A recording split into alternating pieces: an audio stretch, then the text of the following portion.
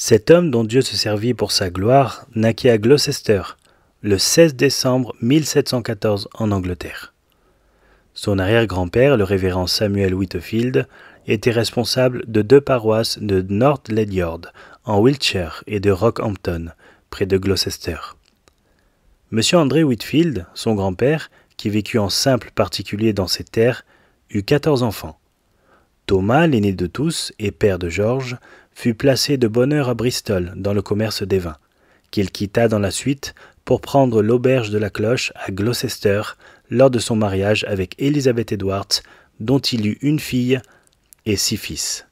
George le cadet n'avait que 2 ans à la mort de son père. La mère de George fit tous ses efforts pour donner une bonne éducation à son fils. Elle mourut en 1751 à l'âge de 71 ans, après que son fils eût été employé durant plusieurs années avec un succès toujours croissant à l'avancement de la plus sainte des causes. Lorsqu'il était encore en bas âge, elle lui disait souvent « J'attends plus de satisfaction de toi qu'aucun de tes frères », et son attente ne fut point trompée. Cette espérance, comme il le dit lui-même, lui fut souvent utile en l'excitant à bien faire pour ne pas affliger sa mère. Dans son journal, commencé à peu près au début de son ministère, il y dit que le cours général de sa vie jusqu'à l'âge de 16 ans fut plutôt irréligieux. Sa mère l'envoyèrent faire des études, et lorsqu'il eut atteint ses 15 ans, se trouvant assez instruit pour le genre de vie auquel il paraissait destiné, il vint pour aider sa mère dans ses affaires qui rencontraient pas mal de soucis dans la direction de son hôtel. Et ce fut là, au milieu de cette activité toute matérielle, qu'il plut à Dieu de renouveler les impressions religieuses qui, par intervalles, le portaient à s'occuper sérieusement des intérêts de son âme. George écrivit « Bien que je fusse employé dans une grande auberge, et que j'eusse parfois le soin de la maison tout entière sur les bras, je composai 2 ou 3 sermons, et je dédiai l'un d'eux à mon frère aîné. Je me souviens qu'un jour je me sentis vivement poussé à m'examiner intérieurement, tout en éprouvant une grande répugnance à sonder mon propre cœur. Je lisais fréquemment la Bible la nuit quand j'étais obligé de veiller. Un excellent jeune homme que Dieu a depuis retiré à lui me pressait souvent d'aller achever mes études à Oxford, et ma réponse était ordinairement « Je voudrais que cela fût possible ». Quelque temps plus tard, il fut envoyé à son école préparatoire, où non seulement il reprit ses études avec assiduité, mais où il s'efforça d'avancer parmi ses jeunes camarades la cause de la religion et des vertus dont elle est la source. Avant cet heureux changement, ayant beaucoup de temps à lui, il fut près d'être entraîné par l'exemple de quelques mauvais sujets qui, par leur avance amicale, avaient pris de l'ascendant sur son caractère facile. Mais il plut à Dieu de le garantir du piège, en lui inspirant une profonde répugnance pour leur vie déréglée et pour leur impiété. Ces anciennes idées religieuses reprirent leur influence. Commençant à veiller sur son cœur et sur sa conduite, à prier et à jeûner, il se rapprocha de la table sainte, lut plusieurs ouvrages de dévotion et assista régulièrement au culte public. Peu à peu, le sentiment religieux devint chez lui si dominant que ses pensées prenaient rarement une autre direction. Lorsqu'il eut consacré tout le temps nécessaire à ses études préparatoires, il partit pour Oxford, étant alors dans sa 18e année, et fut immédiatement admis comme servitor au collège de Pembroke. Il s'aperçut bientôt que le siège de la science était aussi une scène de danger. Bien que son activité, ses manières affables, son assiduité à l'étude et sa sobriété lui fissent d'abord beaucoup d'amis, de fortes tentations, dont Dieu seul put le préserver, ne tardèrent pas à l'assaillir. Pressé par quelques étudiants de se joindre à leur vie irrégulière, il eut beaucoup à souffrir de leurs persécutions et se vit contraint plus d'une fois de s'enfermer seul dans son bureau pour leur échapper. Mais quand ils le virent aussi inébranlable dans sa résolution, qui leur paraissait singulier dans ses habitudes, ils le laissèrent suivre tranquillement son chemin sans chercher davantage à l'en détourner. À peu près à l'époque de son admission, quelques jeunes gens de bonne famille, de différents collèges, avaient formé une société dans le but de travailler en commun à leur développement intellectuel et religieux. Ils se distinguèrent bientôt du reste de l'université par leur goût et par leurs habitudes. Les fondateurs de cette société étaient M. Morgan, M. Kirkham, le célèbre John Wesley et son frère Charles. Leur ardeur pour l'étude et l'extrême régularité de leur vie leur firent donner le surnom de méthodistes, par lequel eux et leurs successeurs ont toujours été désignés depuis lors. Whitefield entendit bientôt parler de ces jeunes gens et du ridicule qu'on déversait sur eux à cause de leur piété. Ne pouvant s'empêcher de les approuver et de les aimer, il les défendait en toute occasion et désirait vivement imiter leur exemple. Mais sa timidité, ou peut-être le sentiment de l'infériorité de sa condition, l'empêcha longtemps de se joindre à eux malgré le projet qu'il en avait formé. Une circonstance inattendue vint tout à coup lui en fournir l'occasion. Une pauvre femme avait tenté de s'ôter la vie.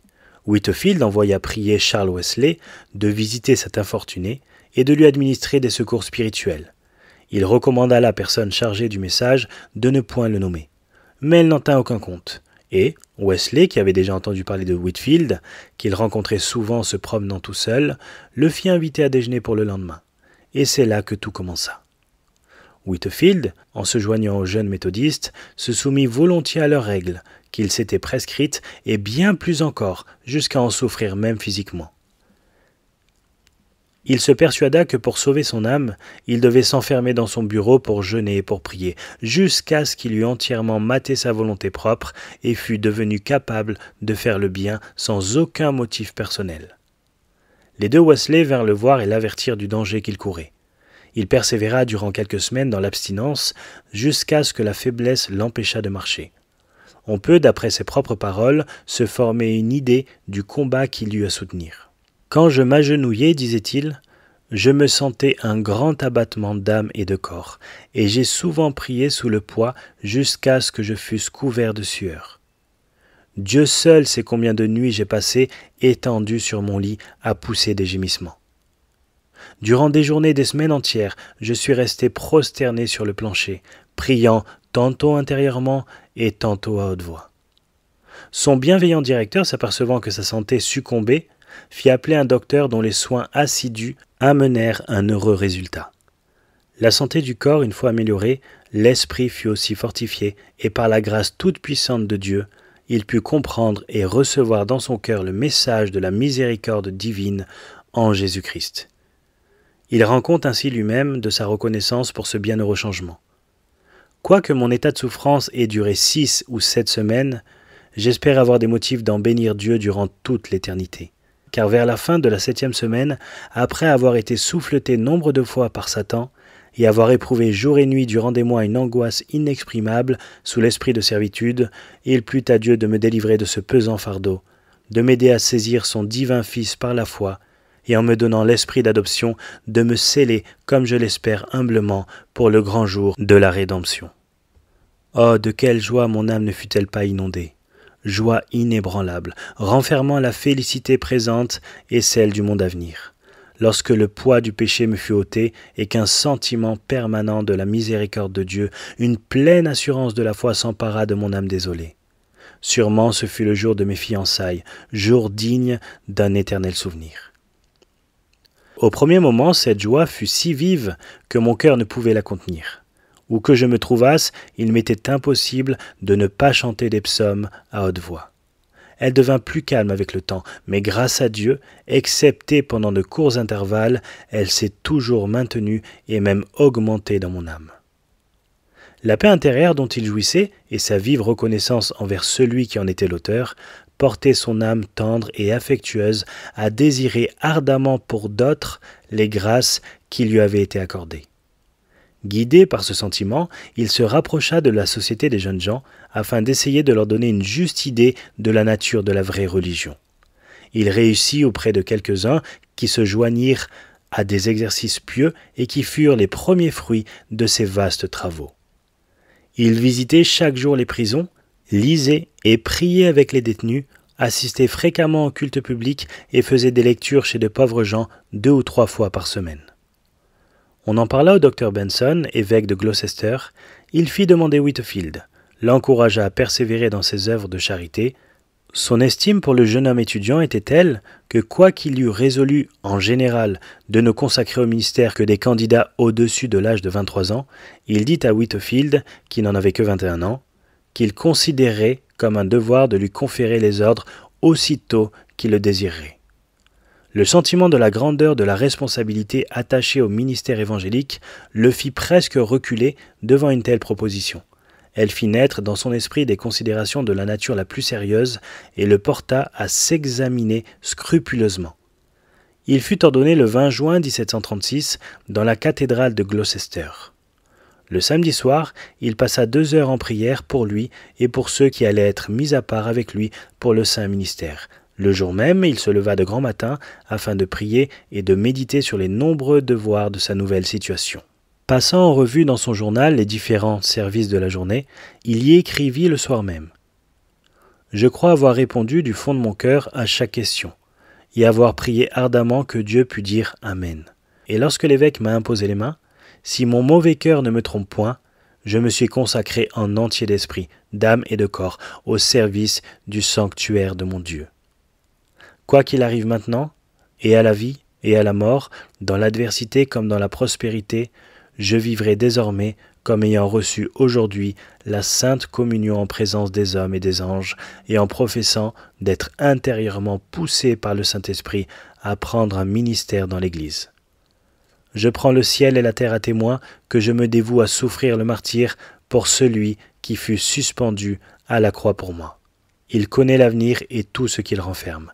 Je me jette aveuglément et je l'espère sans réserve dans ses bras paternels. » Tels étaient à cette heure solennelle ses sentiments exprimés par lui-même. Sa vie entière ne les démentit point. Au jour fixé, il monta en chaire dans l'église de Sainte-Marie de Crypte. Il décrit ainsi ce service.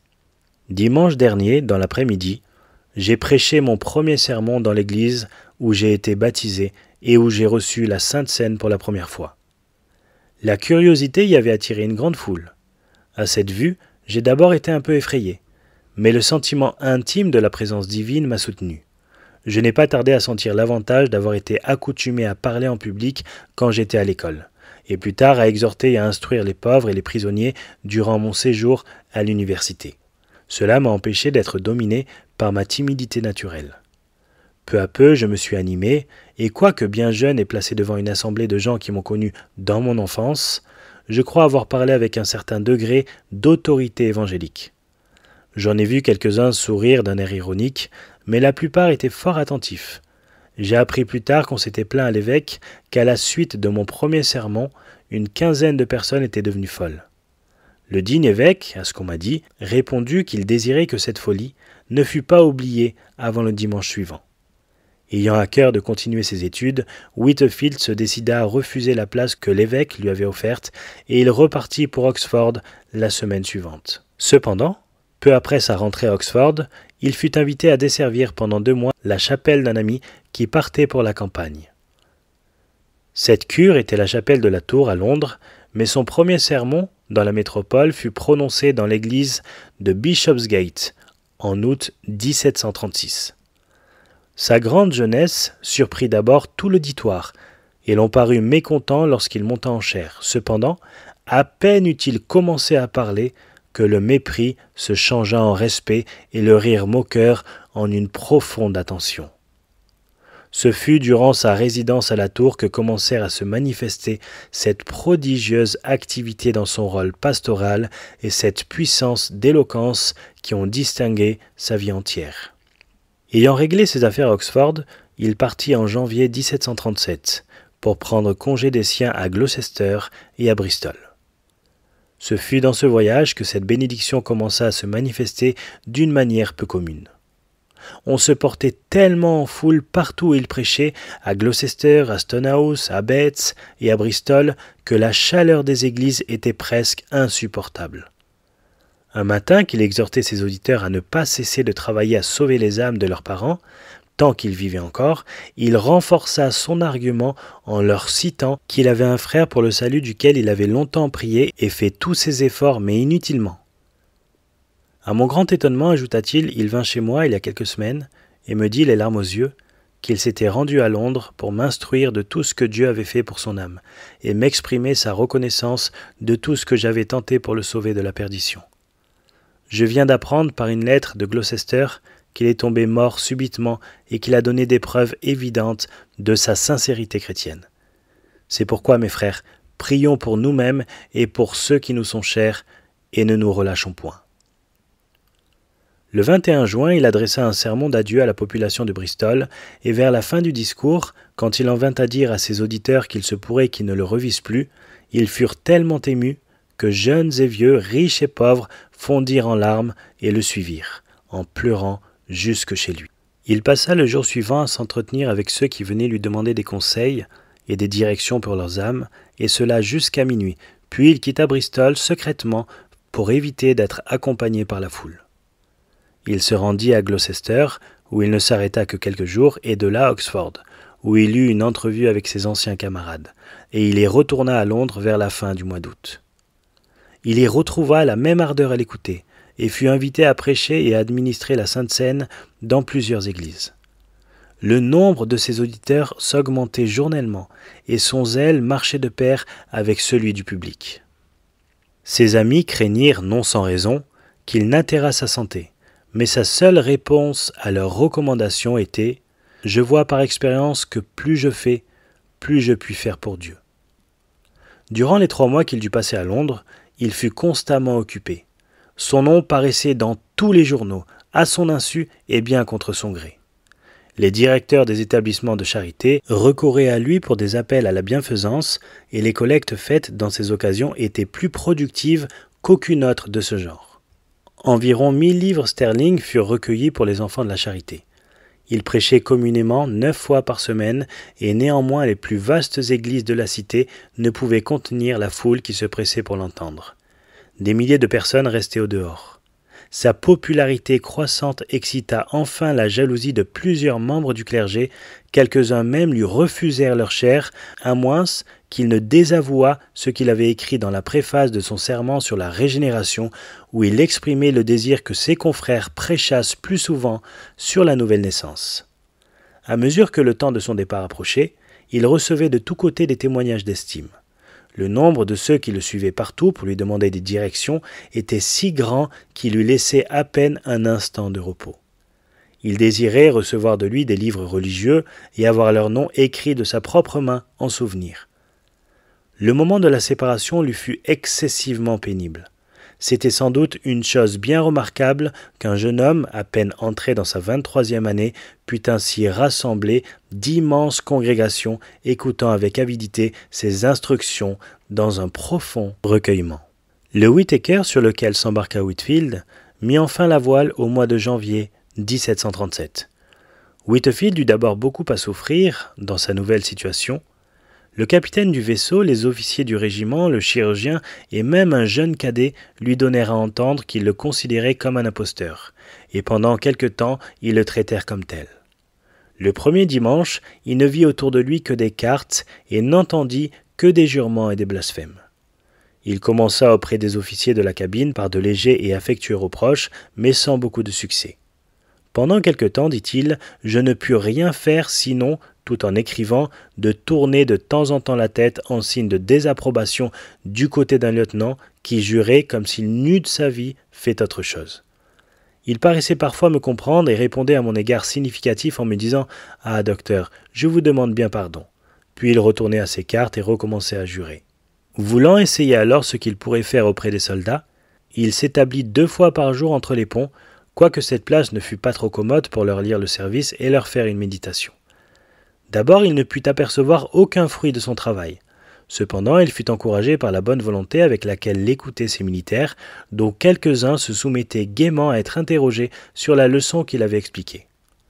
Le commandant militaire l'ayant invité à prendre le café, Whitefield se hasarda à lui dire que, bien qu'il fût comme volontaire sur le vaisseau, cependant, puisqu'il était à bord, il se considérait comme son chapelain et qu'il trouvait un peu dur de prêcher aux domestiques et non au maître, ajoutant que s'il le jugeait convenable, il pourrait de temps à autre faire un court service pour lui et les autres officiers.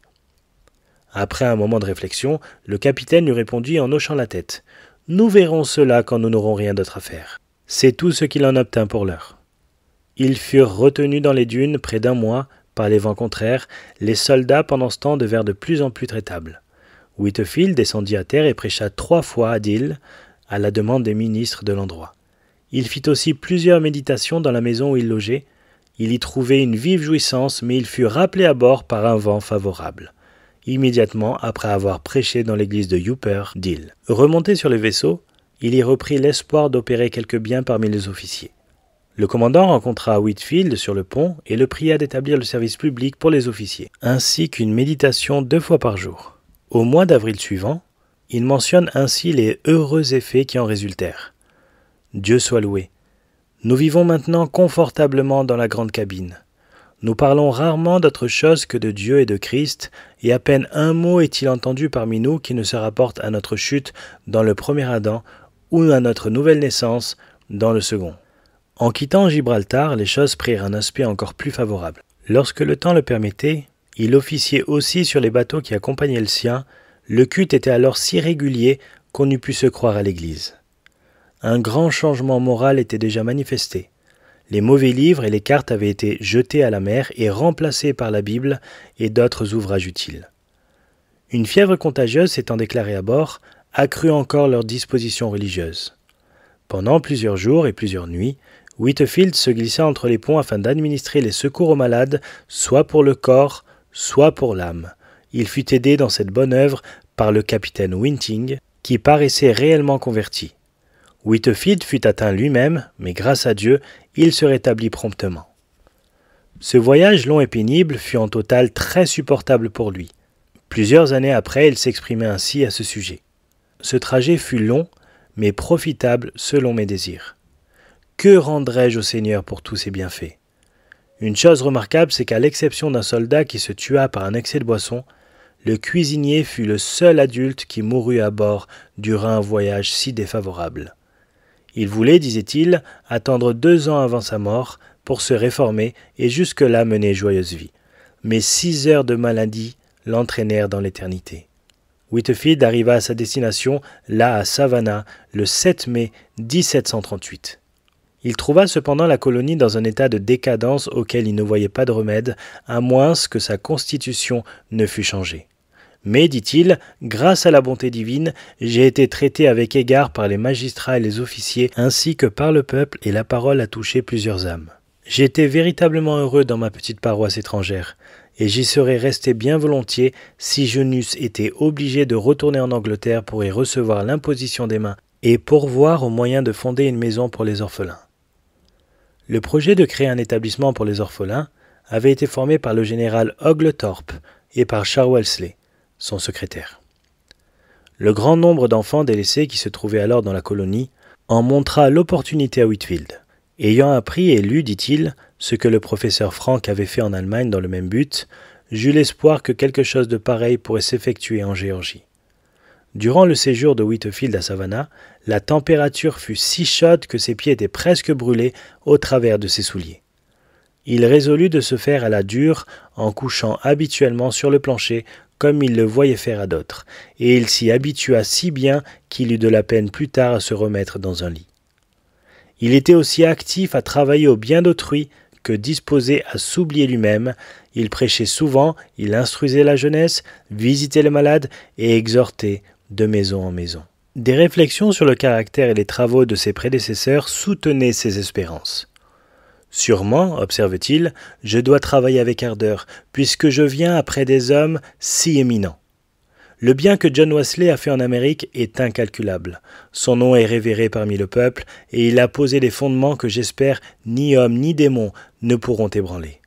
Oh, que je puisse le suivre comme il a suivi Christ. » Whitefield, n'ayant reçu les ordres que comme diacre, et désirant, comme nous l'avons vu, recevoir l'ordination pastorale afin d'entrer plus complètement dans sa charge de ministre de l'Église anglicane, il fut obligé pour cela de repasser en Angleterre.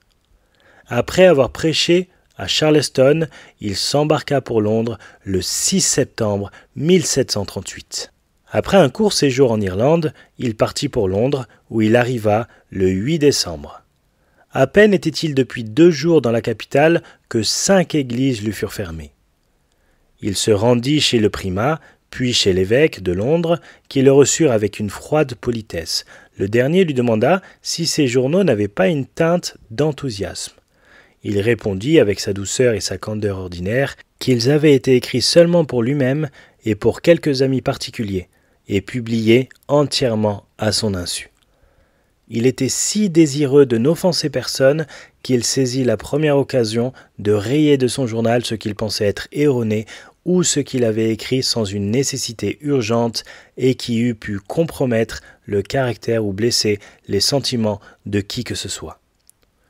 Le dimanche 14 janvier 1739, Whitefield, alors dans sa 25e année, fut consacré au Saint-Ministère à Oxford par son digne ami l'évêque Benson.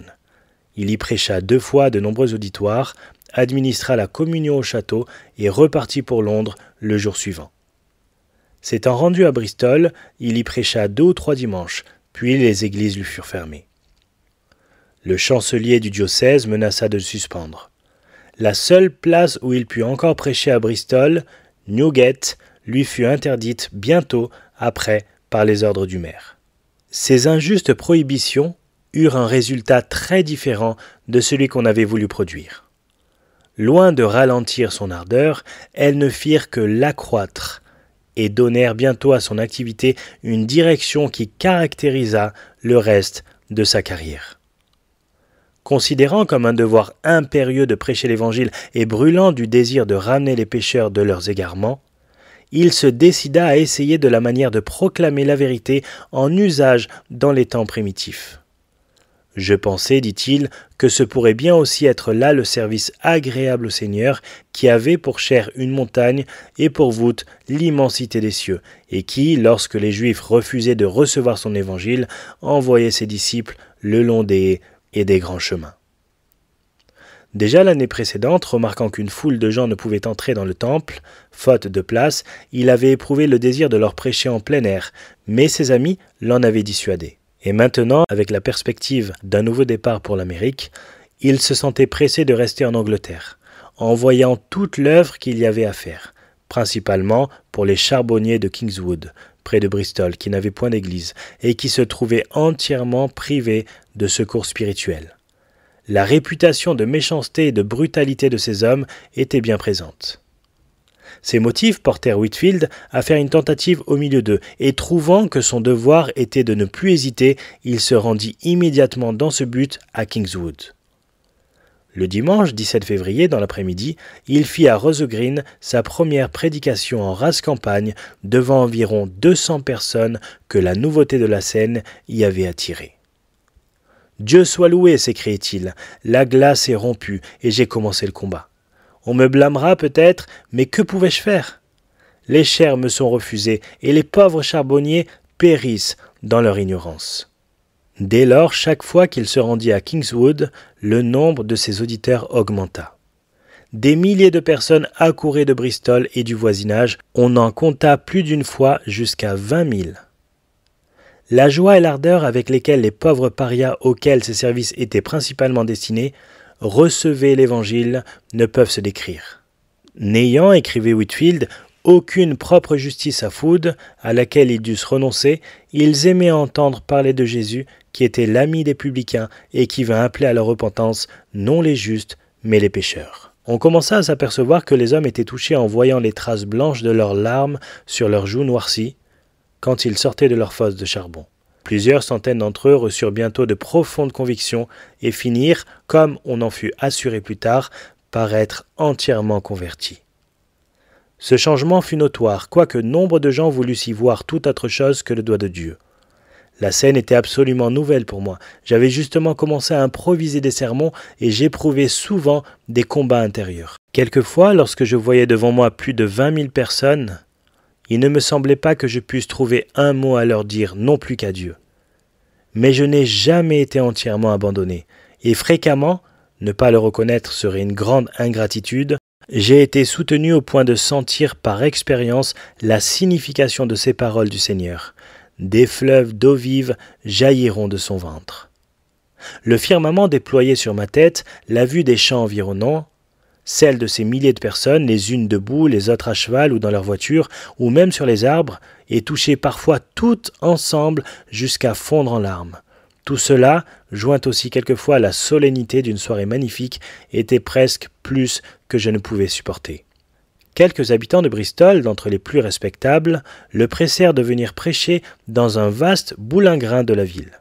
La vue d'un jeune homme en robe, montant ainsi sur une table qui lui servait de chaire et sur un terrain non consacré, apprêta à rire à beaucoup de gens, même parmi ceux des classes les plus élevées, et qui l'avaient admiré dans les temples. Mais il resta ferme, et sa prédication fut si bénie qu'il était occupé du matin au soir à répondre à ceux qui, dans la détresse de leur âme, s'écriaient « Que ferons-nous pour être sauvés ?» Il sollicita l'aide de John Wesley, lequel, après quelques irrésolutions, se décida à suivre l'exemple de son ami et à accéder à sa demande. Dès qu'il fut arrivé, Whitefield, appelé ailleurs, lui remit sa tâche. Avant de quitter Bristol, il eut la satisfaction de poser à Kingswood la première pierre d'une école pour l'entretien de laquelle les charbonniers souscrivirent de bon cœur et libéralement. Après avoir pris congé affectueusement de ses amis de Bristol, il fit une seconde excursion dans le pays de Galles où un réveil religieux s'était manifesté quelques années auparavant durant le ministère du révérend Griffith Jones et qui constituait à s'étendre sous l'influence de M. Howell Harris, homme doué de facultés énergiques, d'un grand zèle et d'une vaste érudition. Whitefield le joignit à Cardiff, d'où ils repartirent ensemble, prêchant dans chaque ville, Whitefield en anglais et M. Harris après lui dans la langue du pays. Ils rencontrèrent beaucoup d'opposition et de menaces qu'ils supportèrent avec un esprit de douceur, se réjouissant de voir en plusieurs circonstances le bien opéré par leurs efforts réunis. Whitefield retourna à Gloucester au mois d'avril et il vit bientôt toutes les églises s'y fermer pour lui. Il prêcha à Boothall, lieu où les juges avaient coutume de s'assembler, et dans le champ de son frère, à Gloucester, à de nombreux auditoires. De retour à Londres, il y avait obtenu la permission de prêcher dans l'église d'Islington, mais pendant la lecture des prières, le responsable de la paroisse vint lui interdire la prédication. Il eût pu insister sur son droit, il s'en abstint pour l'amour de la paix, et après le service de la communion, il prêcha son sermon dans le cimetière. Dès ce moment, il prêcha partout où il en trouvait l'occasion, sans égard aux localités. Errer ainsi de lieu en lieu, élever sa voix dans les places publiques et sur les grands chemins, dans sa patrie, cela le mena à être blâmé de ses amis et couvert du mépris général. C'étaient là de fortes épreuves, surtout lorsque son âme se trouvait abattue et son corps affaibli. Il fut cependant remarquablement soutenu intérieurement. Ma consolation, écrivait-il, dans un de ces moments pénibles, est de penser que les doctrines que j'ai enseignées sont celles des Écritures et des Églises réformées. Si je dois souffrir pour elles, eh bien soit, je m'en réjouis. Et je te supplie, ô mon divin Rédempteur, de me fortifier à l'heure de la souffrance. J'approuve hautement l'excellente liturgie de notre Église et je n'aurai aucune objection à former contre elle si les pasteurs voulaient seulement me prêter leur chair pour en faire usage. Sinon, qu'ils se blâment eux-mêmes s'ils m'ont obligé à annoncer l'Évangile dans les champs. On trouve dans son journal du 30 décembre 1738 « Prêché 9 fois cette semaine et fait, je crois, 18 méditations avec une grande abondance, Dieu soit loué. Je suis occupé tout le jour depuis le matin jusqu'à minuit. Ceux qui viennent me visiter ou qui m'envoient des messages ne finissent pas. Ils semblent toujours plus avides, comme des enfants nouveau-nés, du lait de la parole. Quelle grande œuvre s'est accomplie dans plusieurs âmes depuis ces 2 mois. Bien que des milliers de personnes soient d'abord accourues par simple curiosité, Dieu les a vivifiées par sa grâce.